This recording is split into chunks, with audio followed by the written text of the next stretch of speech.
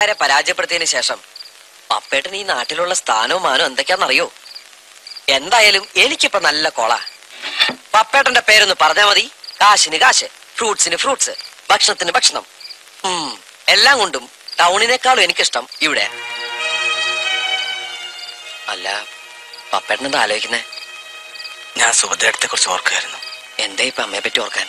വടക്കേപ്പുറം തറവാട്ടിൽ നിന്നും സുഭദ്രത്തെ ഇറക്കി വിടുമ്പോ അന്നവർക്ക് തുണയായിട്ടുണ്ടായിരുന്നത് നമ്മൾ രണ്ട് പിള്ളേര് മാത്രമായിരുന്നു. എന്തിനെന്നൊരു നോട്ടം പോലും നോക്കാൻ പ്രായമാകാത്ത രണ്ട് കൊച്ചു പിള്ളേര്. നമ്മുടെ പ്രായത്തിലുള്ള ആരെങ്കിലും അന്നവർക്കുണ്ടായിരുന്നെങ്കിൽ അവർക്കൊന്നും സംഭവിക്കില്ലായിരുന്നു. അതുതന്നെയല്ലേടാ ഇപ്പോ യശോദാമ്മയുടെ സ്ഥിതി. ഒന്നോർത്താൽ ഈ അവസ്ഥയിൽ യശോദാമ്മയെ നമ്മൾ കൈയൊഴിഞ്ഞു പോകുന്നത് ശരിയാണോ? ആണോ? ജീവിതത്തിൽ വിജയങ്ങൾ മാത്രം നേടിയിട്ടുള്ള മാർത്താണ്ഡൻ ആദ്യമായി പരാജയപ്പെട്ട് വെറുതെ ഇരിക്കും തോന്നുന്നുണ്ടോ? അതുകൊണ്ട് എല്ലാം ഒന്ന് നേരെയാക്കിയിട്ടേ നമ്മൾ ഇവിടുന്ന് പോകുന്നുള്ളൂ. നമസ്കാരം.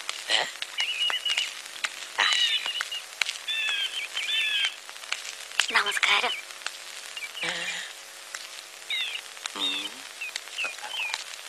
പടച്ചോനെ, ഞമ്മള് നിങ്ങളന്വേഷിച്ചായിരുന്നു. എന്തിന്? ഇത് തരാൻ. എന്തത്? കുറച്ച് ആപ്പിളും പഴവും ഓറഞ്ചും മുന്തിരിയും ഒക്കെ ഉണ്ട്.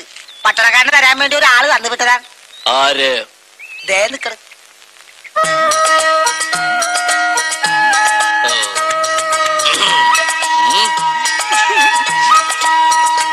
പട്ടണക്കാരന്റെ കൂടെ കൂടാൻ ശുപാർശയ്ക്ക് വേണ്ടിട്ട് നമ്മളെ പറഞ്ഞു വിട്ടതാണ്.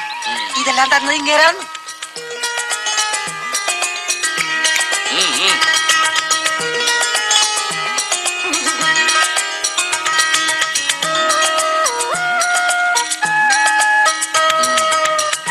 തനിക്ക് തല്ലാനറിയോ?